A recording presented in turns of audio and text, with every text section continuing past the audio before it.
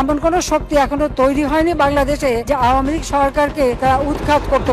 ভারতীয় মিডিয়ার তথ্য অনুযায়ী সবকিছুর জন্য শেখ হাসিনাই দায়ী। বর্তমানে ঘোর অন্ধকারে হাসিনার ভবিষ্যৎ। এবার ভারতীয় মিডিয়ায় শেখ হাসিনার বাংলাদেশে ফেরার ঘোষণা। তাহলে কি এবার মোদির সব চেষ্টায় ব্যর্থ?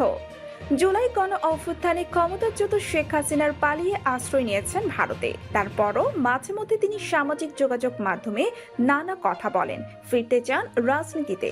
কিছু আবেগী নেতা কর্মীও হয়তো সেই হাওয়াই ঘা বাসান। তবে বাস্তবতার নিরিখে পতিত হাসিনার রাজনৈতিক ভবিষ্যৎ কি হতে পারে?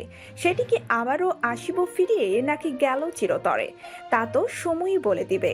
কিন্তু এখন পরিস্থিতি এমন হয়েছে যে নাটকীয়তাই যখন রাজনীতির নামান্তর, তখন শেখ হাসিনার ভবিষ্যৎ হয়ে উঠেছে এক রাজনৈতিক থ্রিলারের কেন্দ্রবিন্দু। শেখ হাসিনা দীর্ঘদিন দেশ শাসন করার পর হঠাৎ করেই দৃশ্যপট থেকে উধাও। আর এখন হাসিনা মানেই দেশে গুজবের হাওয়া, মিমি কন্টেন্টের ঝড় এবং ফেসবুক লাইভে বিশ্লেষকদের বিশ্লেষণ। এবার হাসিনা পালানোর পর বাংলাদেশকে বেকায়দায় ফেলার সব রকম নীল নকশার ছক কষা শেষ দিল্লির। ৮ মাসেরও বেশি সময় হয়েছে হাসিনা ভারতে পালিয়ে যাওয়ার। এরপর অনেক ঘটনাই ঘটে গেছে, আর অসংখ্য হত্যা মামলা রুজু হয়েছে। মাটির সঙ্গে মিশে গেছে হাসিনার দাম্ভিকতা ৩২ নম্বর। ভারতীয় গণমাধ্যম দ্য প্রিন্ট এক প্রতিবেদনে দাবি করেছে যে প্রধানমন্ত্রী শেখ হাসিনা এক ভার্চুয়াল সভায় বাংলাদেশের বর্তমান রাজনৈতিক পরিস্থিতি, সাম্প্রতিক হত্যাকাণ্ড এবং তার ভবিষ্যৎ পরিকল্পনা নিয়ে আলোচনা করেছেন। এই প্রতিবেদনে বলা হয়, তিনি বাংলাদেশে ফিরে আসার ঘোষণা দিয়েছেন এবং যারা নিরাপত্তা বাহিনীর সদস্যদের হত্যার সাথে জড়িত তাদের বিচারের আশ্বাস দিয়েছেন তিনি। সে প্রতিবেদনে আরও উল্লেখ করা হয়েছে, শেখ হাসিনা স্পষ্টভাবে বলেন, সব হত্যাকাণ্ডের বিচার বাংলার মাটিতেই হবে। তবে তিনি সাধারণ জনগণের মৃত্যুর বিষয়ে কোনো মন্তব্য করেননি। জানিয়ে সামাজিক যোগাযোগ মাধ্যমে নানা প্রতিক্রিয়া সৃষ্টি হয়েছে।